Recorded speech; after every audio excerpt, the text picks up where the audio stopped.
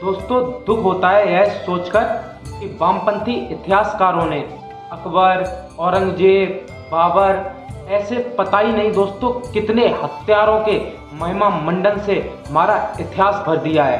तो आज हम बात करने वाले हैं भारत की भूमि पर जन्मे एक ऐसे वीर योद्धा की।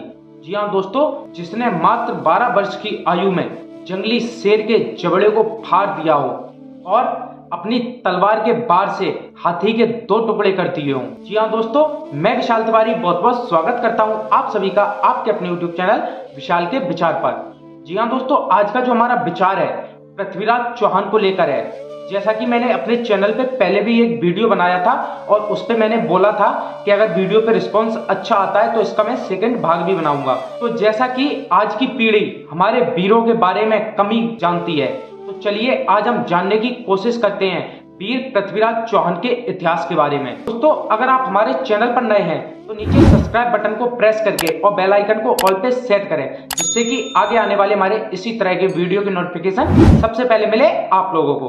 तो चलिए दोस्तों वीडियो की शुरुआत करते हैं। जी हाँ दोस्तों, पृथ्वीराज का पूरा नाम पृथ्वीराज चौहान राय पिथौरा था। जी हाँ, यह इतने बलशाली योद्धा थे कि अपनी तलवार के एक बार से ही जंगली हाथी का सिर धड़ से अलग कर दिया था। इनकी तलवार दोस्तों इतनी वजनदार हुआ करती थी, उसके बाद भी एक हाथ से वह सहजता पूर्वक तलवार को चला लिया करते थे। जी हाँ दोस्तों, पृथ्वीराज चौहान का राज्य जब से 20 वर्ष की अल्प आयु में हुआ था।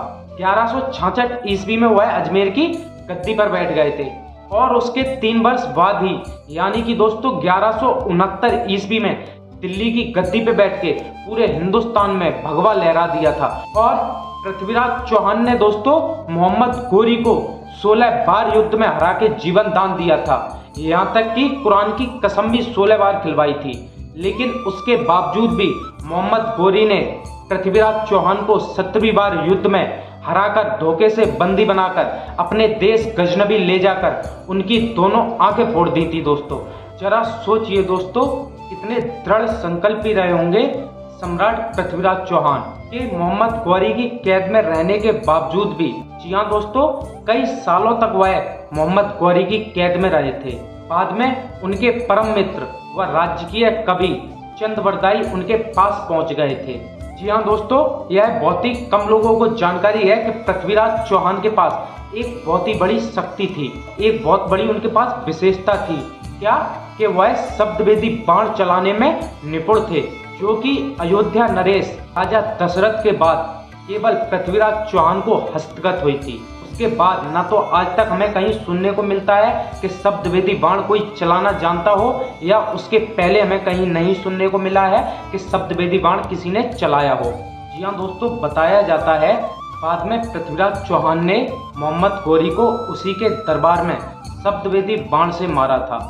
जैसा कि बताया जाता है, या मैंने इंटरनेट पे पढ़ा है, किताबें भी 1-2 पढ़ी हैं, उसमें भी पाया है कि उनके जो परम मित्र थे चंद्रबरदाई ने कुछ ऐसी वहाँ कविता बोली, ऐसे कुछ शब्द बोले जिसे पृथ्वीराज चौहान ने सुनकर, जरा सोचिए दोस्तों, आज के समय में ऐसा करना मतलब नामुमकिन है एक तरह से, कि जिसकी आंखें फूटी हों और उसके बाद भी वो मतलब निशाना जो तीर चला रहा है वो बिल्कुल सटीक जगह पर जाकर लगा। जी हाँ दोस्तों, मोहम्मद गौरी की जगह पर ही मृत्यु हो गई थी। ऐसा क्या कहा था चंद्रबरदाई ने, जिसे सुनकर पृथ्वीराज चौहान ने सीधा तीर मोहम्मद गौरी के मुंह में मारा था। तो चलिए दोस्तों, आपको भी वो मैं बताता हूँ जो चंद्रबरदाई ने पृथ्वीराज चौहान से शब्द कहे थे। 4 बांस 24 गज, अंगुल अष्ट प्रमाण, ता ऊपर सुल्तान है, मत चूके चौहान। जी हाँ दोस्तों, ये शब्द सुनकर ही पृथ्वीराज चौहान ने इतना सटीक निशाना लगाया था कि सीधा तीर मोहम्मद गौरी के मुंह में जाके लगा था और जगह पर ही उसकी मृत्यु हो गई थी। उसके बाद भी आप जरा सोचिए दोस्तों कि पृथ्वीराज चौहान की मृत्यु कैसे हुई होगी। जाहिर सी बात है कि मोहम्मद गौरी के जो सेनापति या उसके सैनिक रहे होंगे उन्होंने मारा होगा, नहीं, बाद में पृथ्वीराज चौहान ने और चंद्रबरदाई ने एक दूसरे के कटार घोंपकर एक दूसरे के प्राणोत्सर्जन कर दिए थे। जी हाँ दोस्तों, और विकल्प बचा ही क्या था उनके पास खुद की मृत्यु के अलावा। दोस्तों दुख होता है यह सोचकर कि वामपंथी इतिहासकारों ने अकबर, औरंगजेब, बाबर ऐसे पता ही नहीं दोस्तों कितने हत्यारों के महिमा मंडन से हमारा इतिहास भर दिया है।